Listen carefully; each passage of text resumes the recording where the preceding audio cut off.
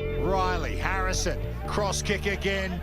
It's worked for them once already in this game, and Scarratt climbs high, leaping like a gazelle. So Emily Scarratt, what made you want to first start playing rugby?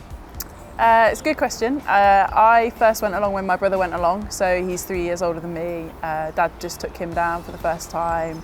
We stood on the sidelines basically, and one of the coaches were like, "Oh, do you want to come and have a run around?" Did, and then apparently I was just like, "Can I go back?" I really enjoyed that, and then it was kind of, Joe kept playing rugby, but it was then kind of my thing, and he kind of stopped and went and did other things, and yeah, just loved it.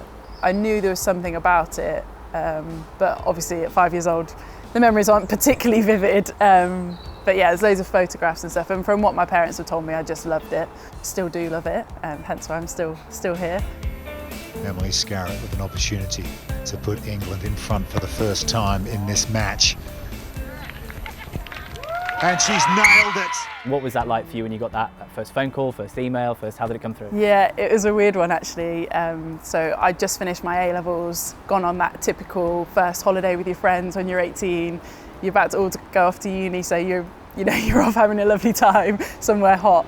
And then Streety was that rang me. I think I answered the phone probably a little bit tired, as you do on those kind of holidays. And he just kind of asked, we'd love to select you.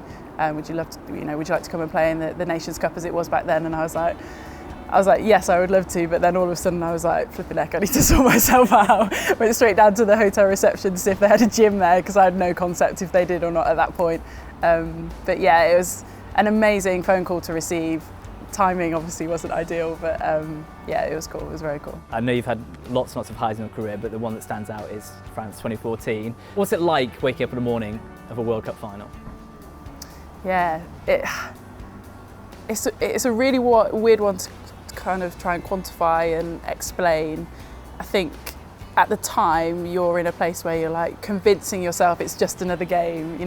It's no different to any of the others. But at the other side of your head, flipping out, this is big. I think we felt the pressure a little bit. I know the overwhelming feeling, final whistle, was like relief rather than pure elation. Obviously that was there as well, but it was kind of that, thank God we've done it type feeling.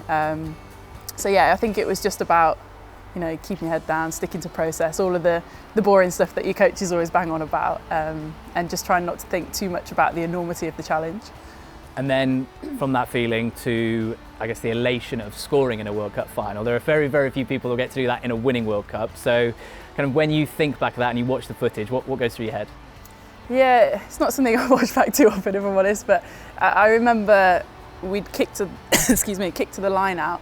Berth and I were having this conversation in the middle, and all of a sudden the ball was coming, and we hadn't really even called what we were about to do. We weren't set, we weren't ready, which I know isn't an ideal story to be telling, but that was the truth of it. And I think Katie just hit me, and it was just one of those moments where you're like, right, well, let's go see what we can do.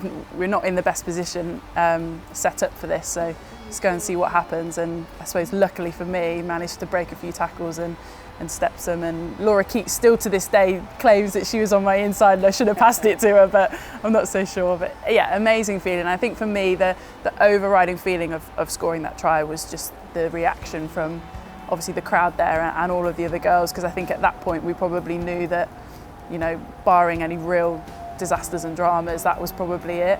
So to see the elation and the celebrations from that was pretty awesome. England are the world champions of 2014.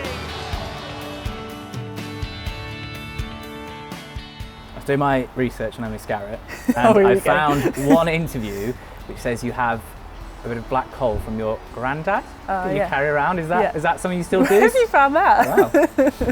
Wow. Yeah, so my my granddad gave me a piece of black coal years ago. He told me it was lucky, or it meant good luck, or something like that. He found it on the farm.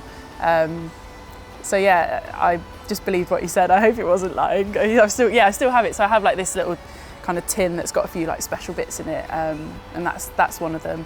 I used to take, he must have given me it a long time ago, because I used to take it to all of my exams with me. I remember putting it in my jean pocket, taking it to my exams and stuff. So yeah, it comes everywhere with me. It's pretty special to me. Done all right so far? Yeah, it's not done too bad, is it?